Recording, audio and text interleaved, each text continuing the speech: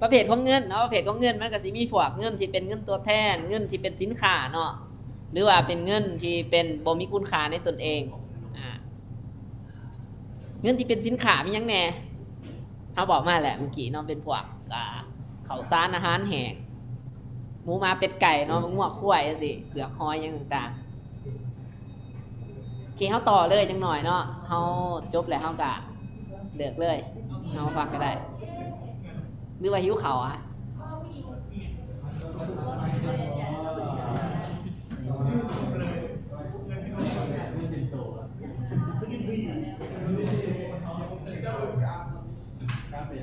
เอาต่อเลยน้องสันผักก่อนหรอวะหรือเขามาฮะ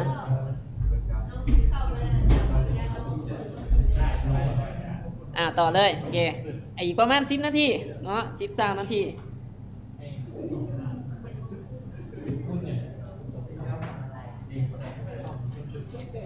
โอเคครับเบิ่งประเภทของเงินเนาะปัจจุบันเงินกับประเภทของมัน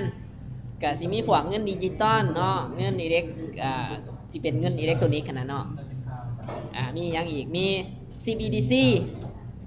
แล้วก็สิมีstable coin แล้วก็สกุลเงินที่เป็นคริปโตกลับไปทำความเข้าใจเนาะว่าเงินแต่ละประเภทมันมีข้อดีข้อเสียจังไดเนาะก็ไปเบิ่งคืออยู่จีนนี่ใส่บางเมืองเขาใส่ CBDC เนาะอาจารย์เคยเล่าสู่ฟังแหละเนาะแต่สมมุติว่าอยู่ในสังคมมันก็สิมีโซเชียลเครดิตแม่นตะถ้าสมมุติว่าเฮาเฮ็ดผิดหลายเฮ็ดขับรถผิดกฎระเบียบว่าจังซี่